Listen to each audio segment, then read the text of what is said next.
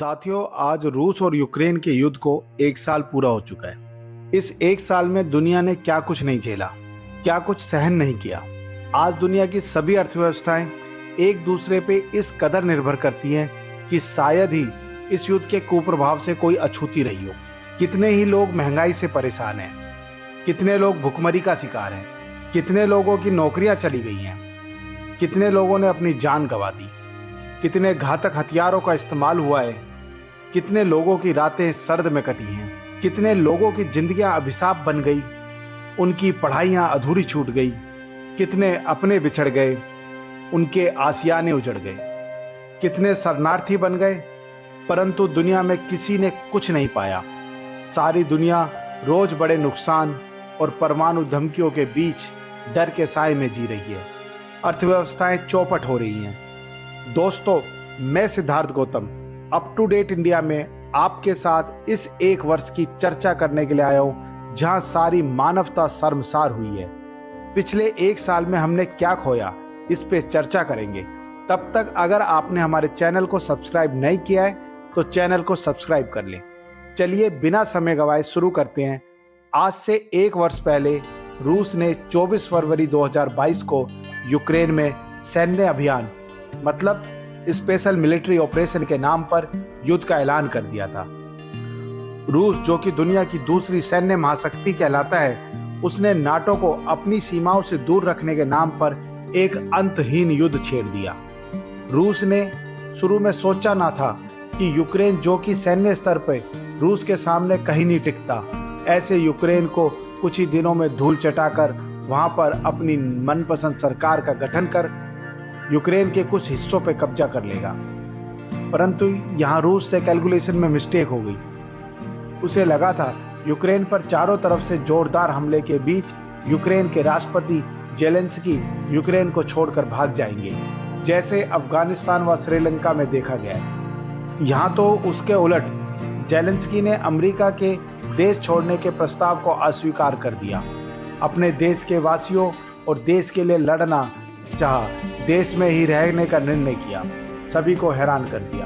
NATO देशों ने भी शुरुआती कुछ आपसी मतभेद को दूर करते हुए यूक्रेन को पूरी तरह से मदद देने का न केवल ऐलान किया, बल्कि यूक्रेन में हथियार पहुंचाने शुरू कर दिए। वहीं पश्चिमी देशों ने भी रूस पे कड़े से कड़े प्रतिबंधों की छड़ी लगा दी। रूस का नाटो देशों को लेकर लगाया गया अनुमान गलत साबित होने लगा।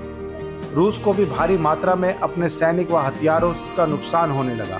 रूस ने इस दौरान अपनी नीति व सैन्य अधिकारियों में कई बार परिवर्तन किए। अब रूस को समझ आ चुका था एक साथ पूरे यूक्रेन पर हमला उसका गलत निर्णय था, बल्कि उसको अपनी सीमा से लगते हुए क्षेत्र में अपना पूरा ध्यान केंद्रित कर कार्रवाई करनी चाहिए थी, जिससे उसकी सप्लाई चेन भी न टूटे और यूक्रेन के सैनिकों व नाटो के हथियारों का जवाब दिया जा सके। इस बीच, क्योंकि रूस व यूक्रेन दुनिया के लिए अनाज का कटोरा थे, जिससे दुनिया भर को खाद्यान्न की पूर्ति होती थी, बुरी तरह प्रभावित हो गई। दुनिया में खाद्यान्न का संकट बढ़ने लगा। वहीं रूस द्वारा पश्चिम व यूरोपीय देशों को पेट्रोल व गैस की सप्लाई भी की जाती थी, जो कि कई प्रतिबंधों व कभी रूस के प्रतिशोध, जो कि यूरोपीय देशों को सबक सिखाने के लिए बार बार प्रभावित रही। अंतर्राष्ट्रीय बाजार में तेल व गैस की कीमतों में लगातार भारी वृद्धि होती चली गई। इसके बावजूद भी इनकी पूर्ति में कमी रही, जिससे यूरोपीय नागरिकों को ठंड का सामना करना पड़ा। उसके उद्योग धंधों को फ्यूल की कमी के कारण बंद होना पड़ा, जिससे वहां बेरोजगारी भी बढ़ी। ये हाल न केवल यूरोपीय देशों का था, बल्कि पूरी दुनिया को इसका सामना करना पड़ रहा था। इन सब के बीच भारत पूरी तरह से भारतीय हितों की रक्षा के लिए, अपनी अर्थव्यवस्था व नागरिकों के हितों के लिए पश्चिमी देशों के प्रतिबंधों के बावजूद भी रूस के साथ खड़ा रहा। उसने रूस से सस्ते पेट्रोल व गैस का प्रबंध किया। यह रूस व भारत दोनों के लिए विन विन की सिचुएशन थी। रूस की अर्थव्यवस्था, जो कि एक समय अंतर्राष्ट्रीय प्रतिबंधों के कारण अपने घुटनों पर आ गई, वह रूस की मुद्रा रूबल दम तोड़ रही थी, भारत के कारण बच निकली। इस दौरान दुनिया ने डॉलर को रिप्लेस कर लोकल करेंसी में बिजनेस को बढ़ावा देने की सोची। डॉलर को सीधे सीधे चुनौती पहली बार मिली। वहीं नाटो से मिली सैन्य सहायता के कारण एक समय आया जब यूक्रेन युद्ध में बढ़त बनाता नजर आया। रूस के सैनिकों को पीछे की ओर धकेल दिया। ऐसे में यूक्रेन ने किसी भी बातचीत के रूसी प्रस्ताव को भी खारिज कर दिया। वहीं रूस अब इसे नाक की लड़ाई मान चुका था। अब रूस का पीछे हटना रूस को मंजूर नहीं था। कभी भी विश्व बिरादरी को मुंह दिखाने लायक नहीं बचता। हमेशा अमेरिका के प्रतिबंधों के नीचे दबके रहना पड़ता। रूस ने एक बार फिर अपनी जनता से रिजर्व सैनिकों की भर्ती का ऐलान कर दिया। दोबारा अपनी सेना को संगठित किया। एक समय कुछ दिन का युद्ध विराम भी घोषित किया। वहीं पहली बार इस युद्ध में दुनिया ने देखा कैसे ड्रोनों द्वारा युद्ध की दिशा को बदला जा सकता है। कभी यूक्रेन द्वारा तुर्की के ड्रोनों के बलबूते रूस को धूल चटा दी गई। अब रूस ने भी अमेरिका के प्रतिबंधों को झेल रहे देशों को एकत्र किया, जैसे ईरान व नॉर्थ कोरिया से ड्रोन हथियार व सैनिकों की मदद लेनी शुरू कर दी। अब की बार ईरानी ड्रोनों ने यूक्रेन सैनिकों व हथियारों की कब्र खोद दी। अब नाटो देशों ने यूक्रेन को दिए जाने वाले हथियारों में घातक व आक्रामक हथियारों को शामिल करने का ऐलान कर दिया। रूस ने कई बार नाटो देशों को चेतावनी भी दी। रूस ने इसी बीच यूक्रेन के 4 राज्यों को, जो कि रूस के बॉर्डर को शेयर करते थे, में अपने सैन्य अधिकारियों की उपस्थिति में रेफरेंडम करवाकर उसे रूस का हिस्सा घोषित कर दिया, जिससे नाटो देश व यूक्रेन और भड़क गए। इस युद्ध में कभी यूक्रेन तो कभी रूस अपने भीषण हमलों के कारण एक दूसरे पर भारी पड़ते नजर आए। कई बार ऐसे मौके आए जब पूरी दुनिया पर परमाणु खतरा नजर आने लगा, वो चाहे यूक्रेन के परमाणु संयंत्र के रूप में आया हो या रूस की धमकियों के रूप में।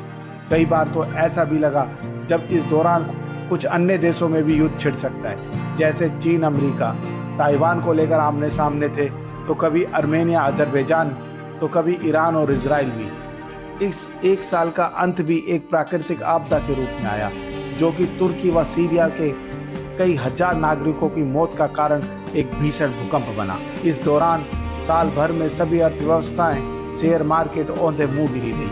पूरी दुनिया को आर्थिक महामंदी का डर सता रहा है। कई नए समीकरण बन रहे हैं। नाटो में टूट की संभावना है। अमेरिका का ओपेक कंट्रियों पे से पकड़ ढीली होती जा रही है। डॉलर के हाथ से उसकी सत्ता खिसकती जा रही है। इस युद्ध के दौरान दुनिया ने भारतीय कूटनीति का लोहा माना। भारत न केवल सभी प्रतिबंधों से अछूता रहा, बल्कि अमेरिका, यूरोपीय देश व रूस के साथ संबंधों में संतुलन बनाए रखा। रूस से सस्ता तेल लेकर दुनिया को बेचा। हथियार मार्केट में अपनी धमाकेदार एंट्री करी। दुनिया की सबसे तेज आर्थिक विकास दर हासिल करी। तेजी से अंतर्राष्ट्रीय व्यापार की वैकल्पिक व्यवस्था को भी डेवलप किया। अभी युद्ध जारी है। भविष्य में क्या होना बाकी है कोई नहीं जानता। युद्ध का समाधान केवल आपसी बातचीत से है। यूक्रेन को अब वास्तविकता स्वीकार करनी चाहिए। रूस के साथ सीधे बातचीत करनी चाहिए। भारत पहले भी कई बार इस बात को कह चुका है कि युद्ध किसी का अंतिम समाधान नहीं हो सकता है। साथियों, आज की वीडियो आपको कैसी लगी हमें कमेंट करके जरूर बताएं। वीडियो को लाइक एवं शेयर करें। पूरी वीडियो देखने के लिए मैं आपका हार्दिक धन्यवाद करता हूं। जय हिंद, जय भारत।